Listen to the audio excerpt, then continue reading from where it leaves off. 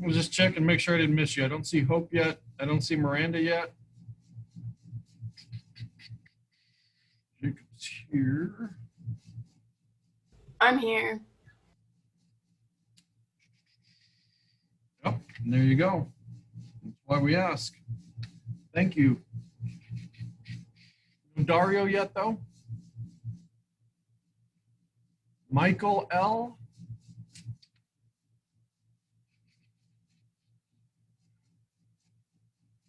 Diana? All right, we'll give them about one more minute. We're missing 7.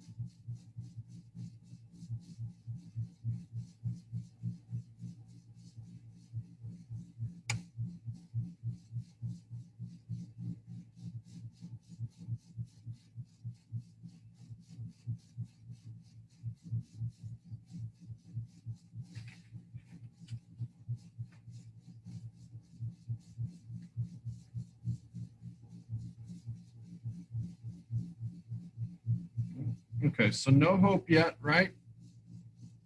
No Angel yet?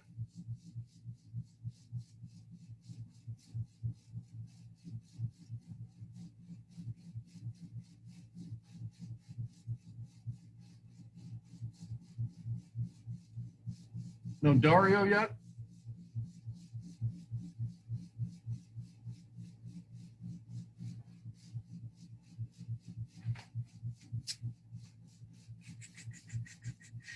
No Michael yet?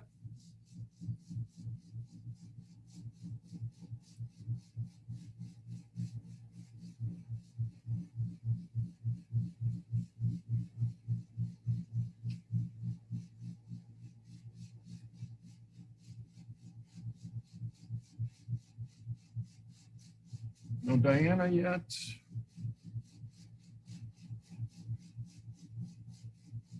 No Hannah yet? Is that right?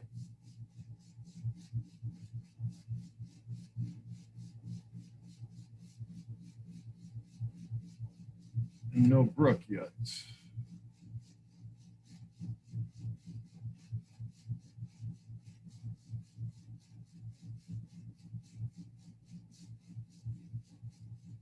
All right, if they come, we'll add them in and they can stay late, but we'll get you started so we can get you out of here. Happy Thursday to you. Hopefully you're dry, not too bad in terms of all the rain that we had. As I said last week, what we're going to take a look at is the Russian Revolution, which for the most part of the 20th century is a pretty big deal in terms of later, you know, you've got the Cold War in the 50s and 60s. We'll go from there. If you haven't already, go ahead and log into your Canvas page and then go to the modules, and we will show you what we'll get through this week and get you out of here.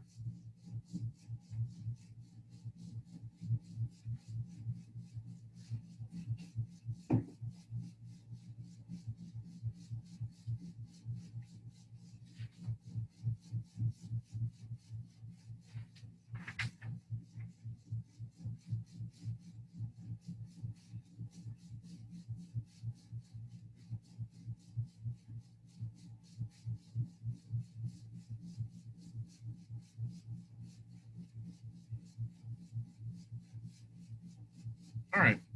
So when we left off last semester before winter break, we had basically gotten through World War I and what had happened in terms of World War I, what they did to Germany, the peace treaty that they forced, and things that had happened.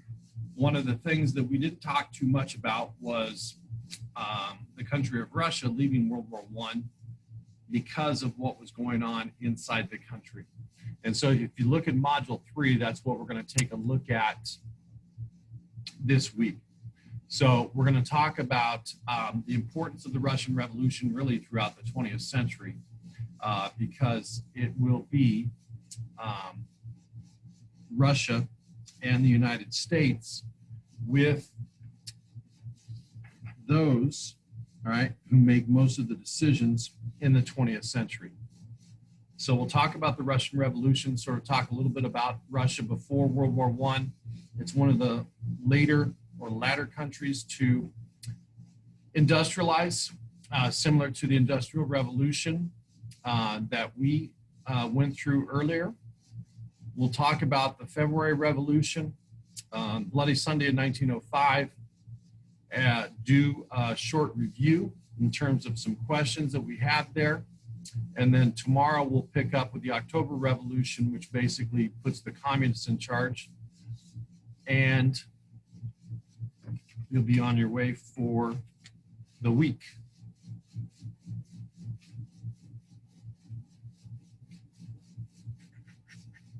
Okay, so you can go ahead and click next, and we'll get to revolution in Russia. We'll set up some facts about that before we get into actually what happened.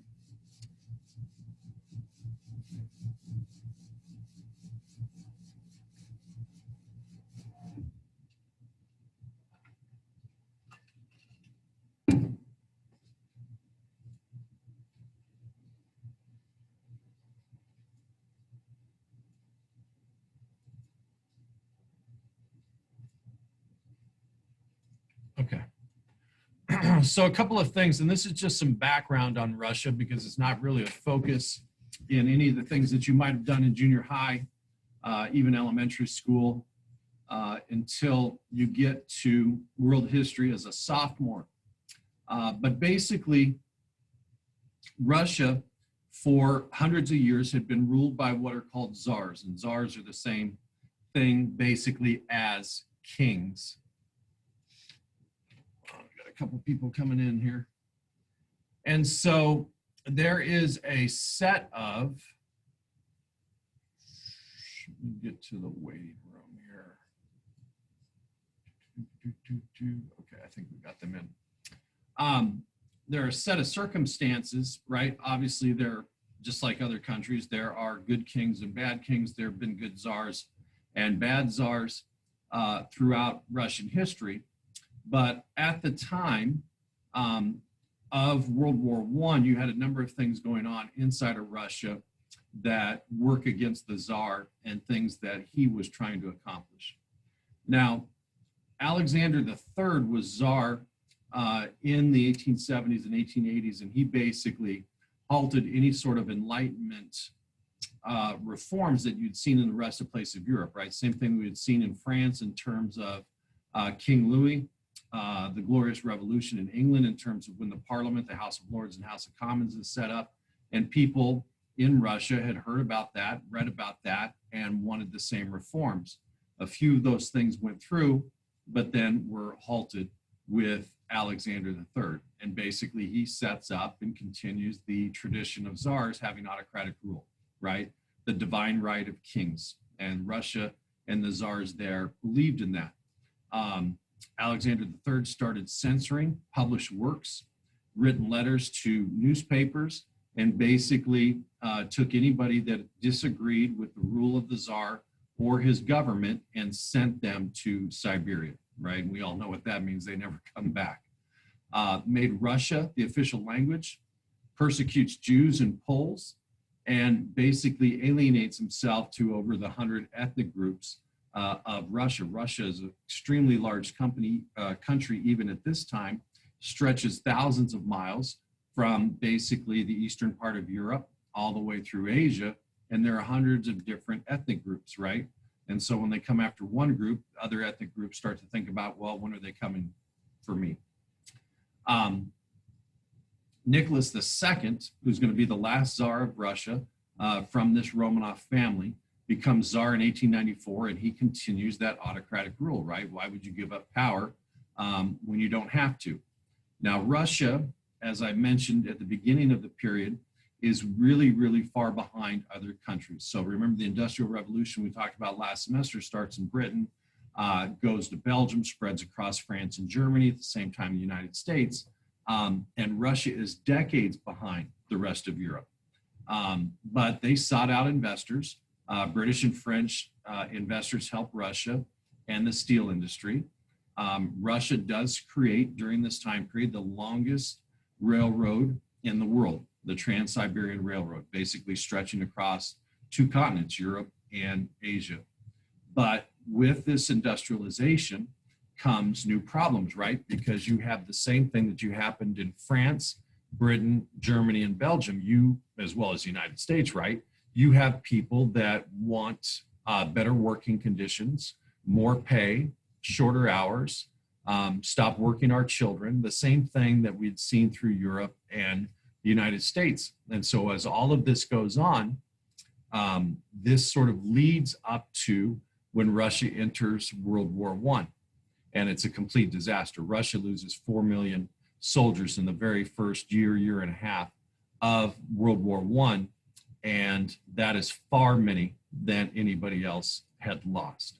So not only does Nicholas II not get the benefit of the doubt because of the continuation of autocratic rule, he also makes many, many blunders in getting Russia into World War I, and that does not help either. So those are sort of the circumstances as we're moving into this early period of the 1900s into World War I. If you want to see more specific things about the Tsar, there are 2 short clips, about 7-8 minutes long on both. If you want to watch that, it sort of talks about the progression of everything, but that basically highlights right here what you need to know on that. Go ahead and click next, and we'll talk about some of the events leading up to the 1917 revolution. So go ahead and get to this page here.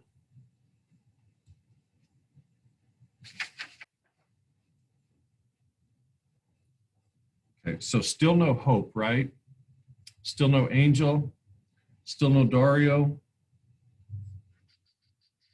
still no Michael, right?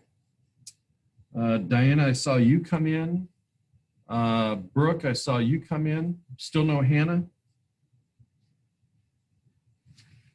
Okay, no problem.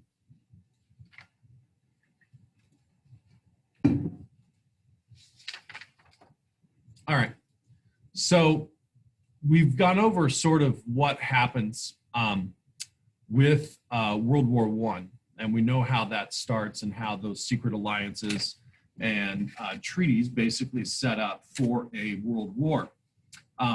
In Russia at the time of early industrialization, there are a number of unions basically that had formed, right, with this new working class, right? We've got a working class. It's no longer an economy based on agriculture.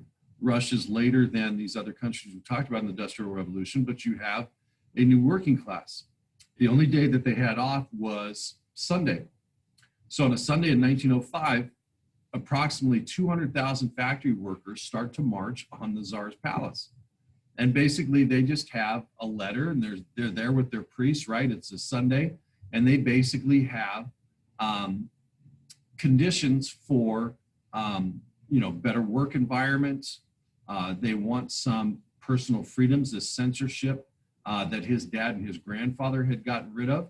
And they want a national legislature. Same thing that they wanted in France, right? Same thing that they wanted in Britain, same thing that they have in the United States. These people have seen what other countries have done that are industrialized, and they wanted the same thing.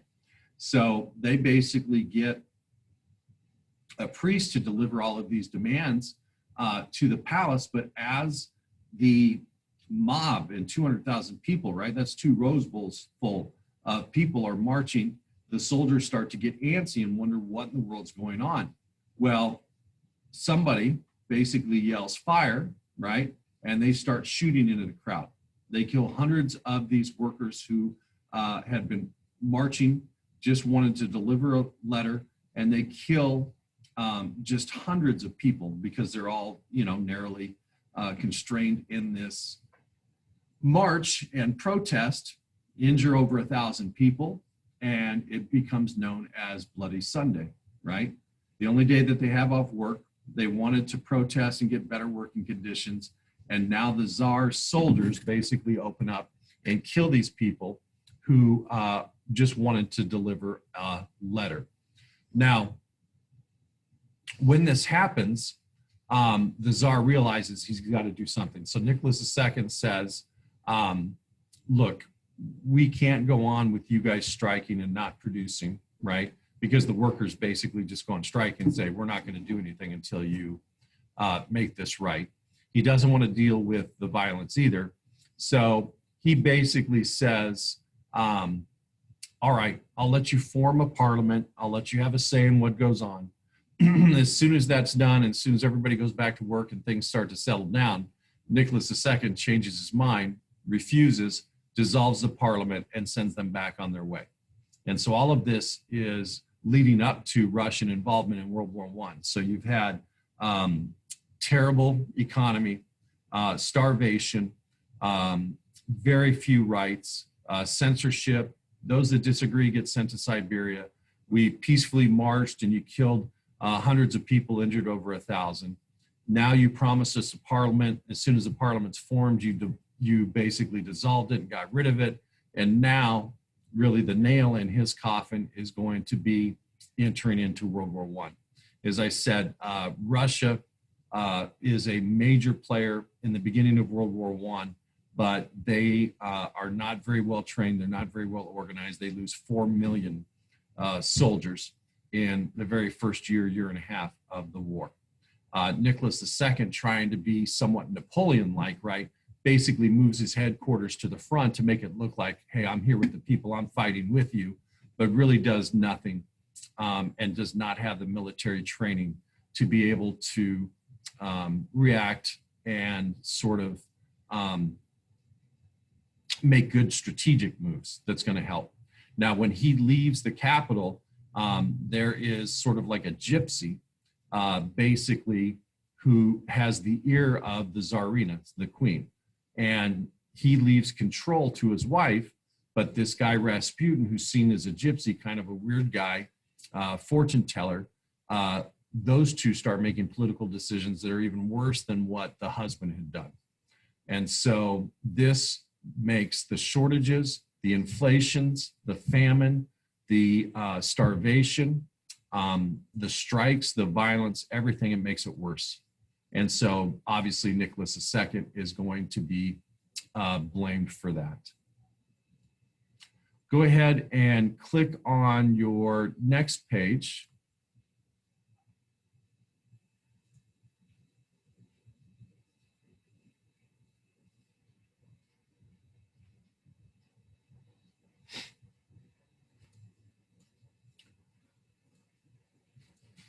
All right, so on the next page,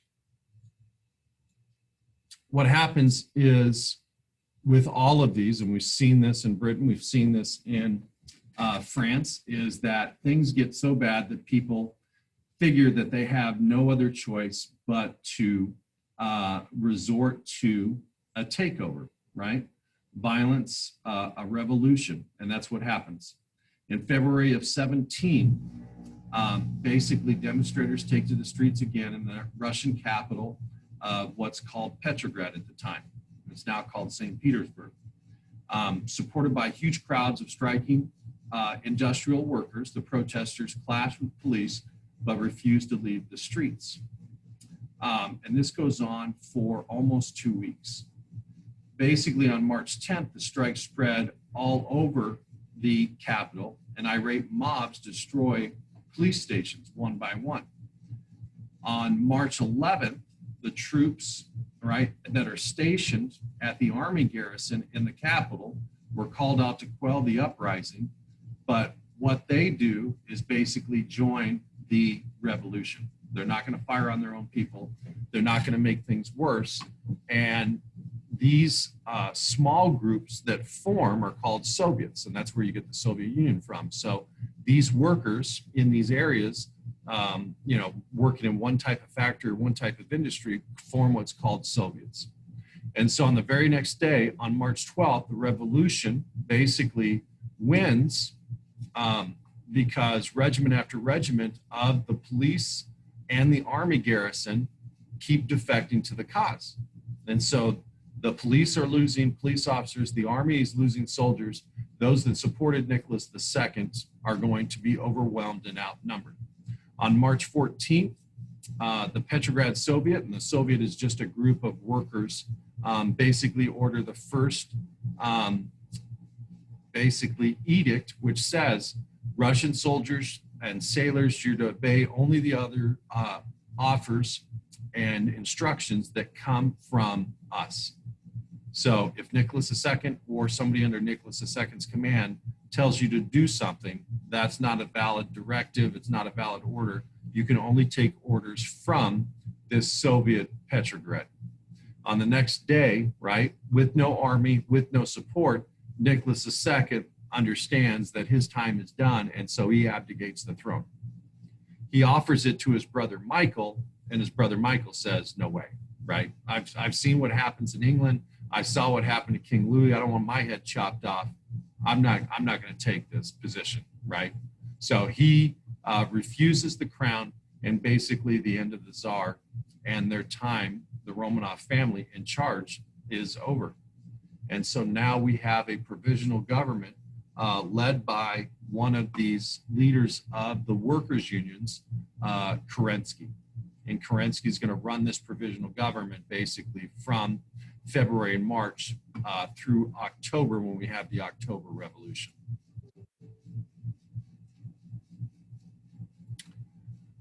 Okay, so let me show you a short little clip here.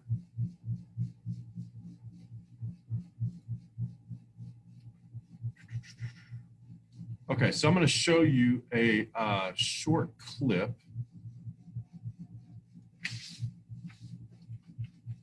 that sort of summarizes this.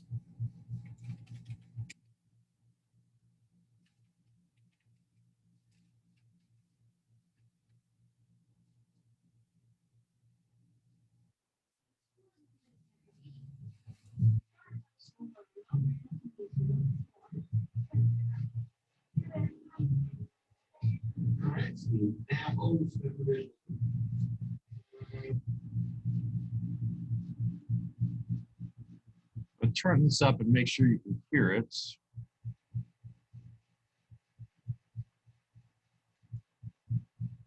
So this is going to review sort of the events leading up to Bloody Sunday, then the continued strife of the workers up until the February Revolution. And then I'll tell you what you need to get done. There'll be 6 review questions before we meet tomorrow.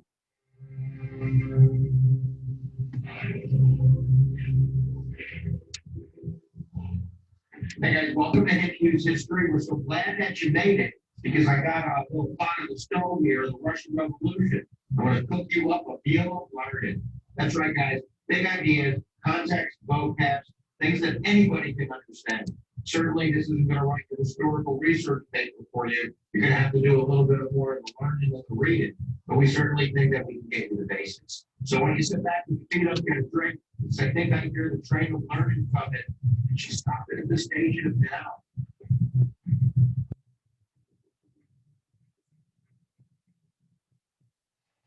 All right, so I would start off by saying there's probably 5 or 6 causes, probably 3 big ones. The first one is definitely absolute monarchism. Russia, for hundreds and hundreds of years, 100 years or something, basically had an absolute monarchy system, not unlike the divine kings of England or France or Italy or whatever.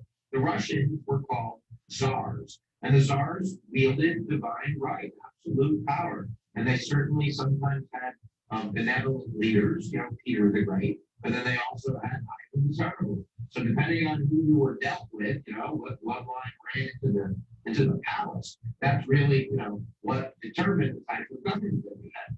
And certainly Nicholas. Oh, okay, okay. Nicholas II is the last Tsar of Russia. And Nicholas II is a little bit conservative, a little bit traditional. Doesn't like the idea of not being a divine king. And that's probably cause number one, because in 1905, there is the first revolution. So in a sense, we can even go to the second cause of the major revolution, which is the first revolution.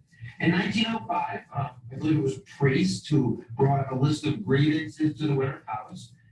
There were tens of thousands of workers on strike, and he was representing those workers who were beginning to form what were called Soviets, kind of representative bodies of the workers who felt that they were getting screwed.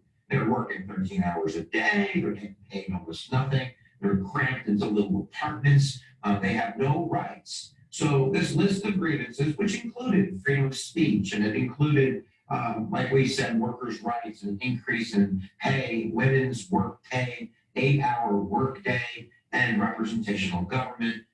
They thought that the Tsar would be like, okay, let's talk it out. And what happened was, I think the Tsar wasn't home, and the priest walks in with all the people, they got a little bang, bang, bang, bang, bloody Sunday. This is called Bloody Sunday. And whether the Tsar knew it or not, it's going to have humongous ripple effects across Russia. You're going to have massive protests, really forcing Nicholas II, right, into a bind. Even he can see the writing on the wall. If this guy doesn't throw a dog biscuit, the kingdom's going to come crashing down. So he issues what's called the October Manifesto. And in the October Manifesto, he makes a series of promises. One of them is to give people the right of representation. In a sense, setting up like a Great Britain system of a parliamentary democracy with a monarch. It's called the Duma. And people were supposed to be able to have representation in the Duma, and they would share power with the Tsar and psych.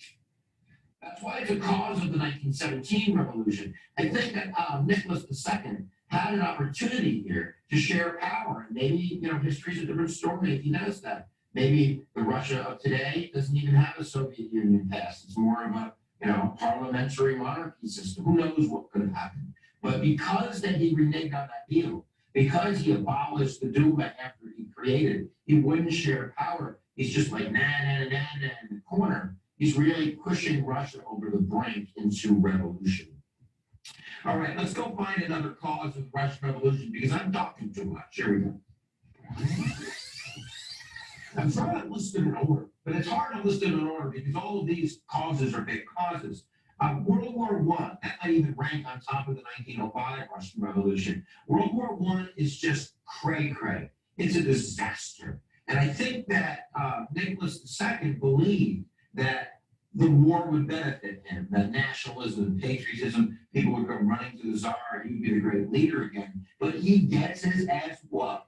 Not only does he get his ass whooped, but he becomes like commander of the army and gets his ass whooped, which makes it even worse. Now, the Ottoman Empire, which allied with Germany, is a humongous southern blockade now. So the Russians can't get supplies. They begin to run out of food. Prices soar through the roof. You have huge inflation. You have massive urbanization and poverty. So these economic reasons, along with the deaths, like 10 million casualties for the Russians in World War I. 10 million. 10 million. Like 2 million dead. It's just crazy. This is beginning like a sewer to back up. And that's going to be a cause of the Russian Revolution. Another reason would be the philosophy of Marxism. So I see it right there. I'm going to go grab the Marxism collection.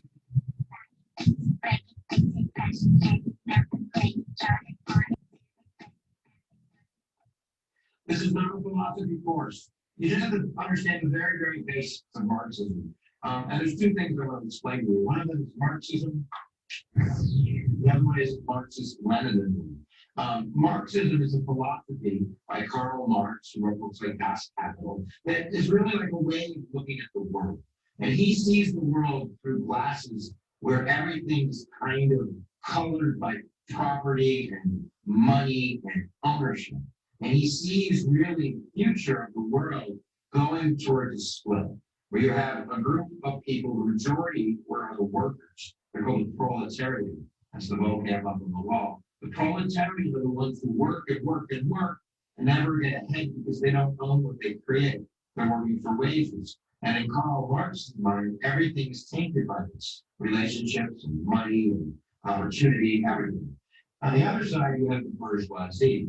Now, that's just not the most fun word to say after bourgeoisie.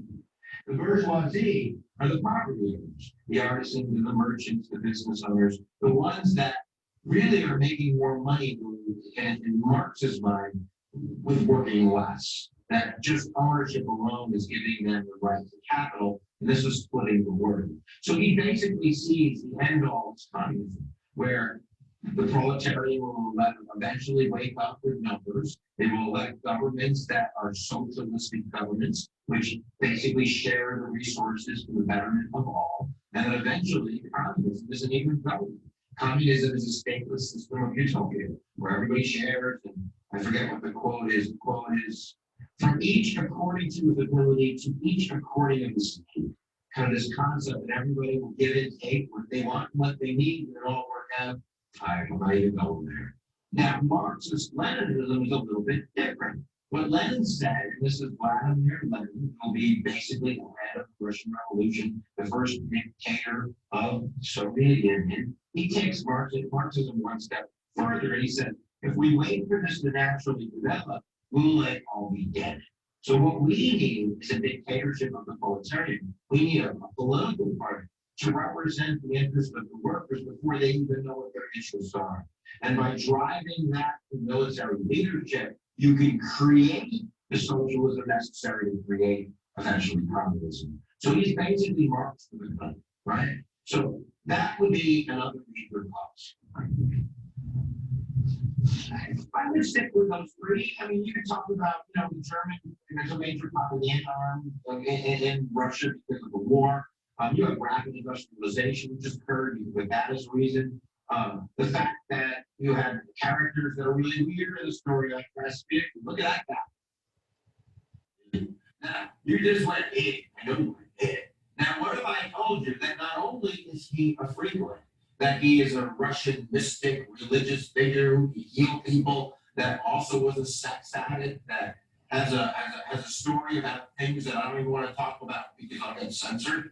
He is advising the Tsar and his wife, and he's advising them on military matters. The Tsar was, I think, infatuated with him and his wife, certainly, because he claimed that he could heal their hemophilia, which is a blood disease that runs in families that hook up with each other, and now it's just gone off the wall. It's nuts. Rasputin, I think, is another reason for the Russian Revolution. The people they already don't trust the government.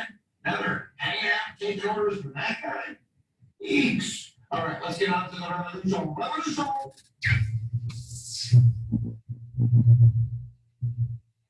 All right, so it's the end of 1916. Even the nobles know that something bad is going to happen. They try to kind of blunt the force of the trauma by taking out Rasputin themselves. And that's a really great story. You should Google it right now. Do that right now with another window. Death of Rasputin. I believe that let me get this right. They invite him to a party. They get the guy drunk on cyanide, give him all this poison and kill him. Doesn't kill him, right?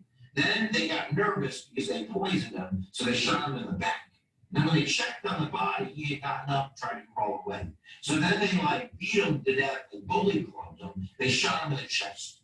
And then I guess he's still breathing, so they put him in a bag or a box and throw him in the river. And they ended up finding out that he tried to claw his way out and get water in his lungs. That might be a little bit of embellishment on the internet, but it's a great story.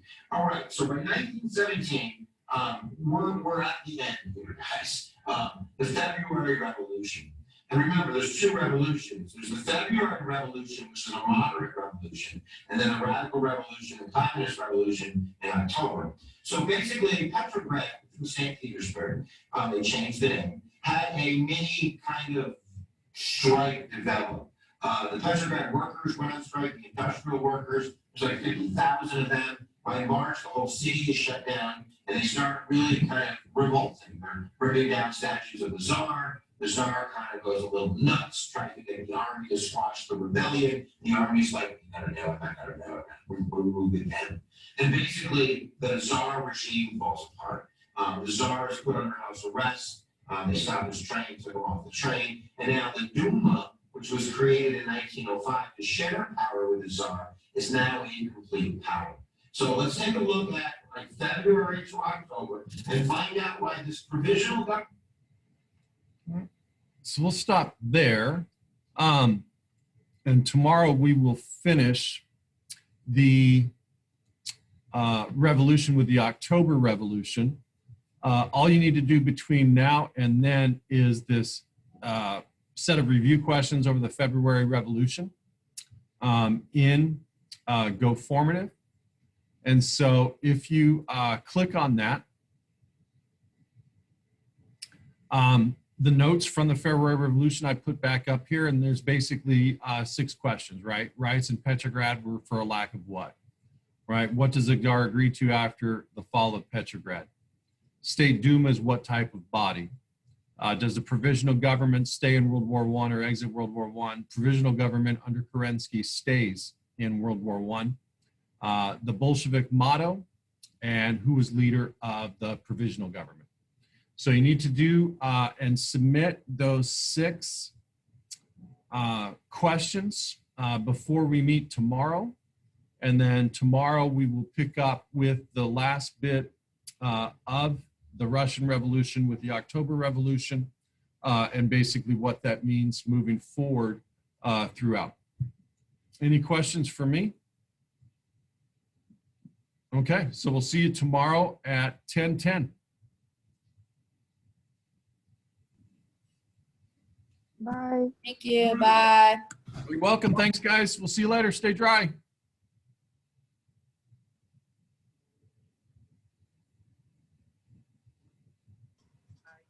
a good day, Mr. Brook. Thank you, sir. We'll take care. You too. Bye. Bye-bye. Take care. I had a question.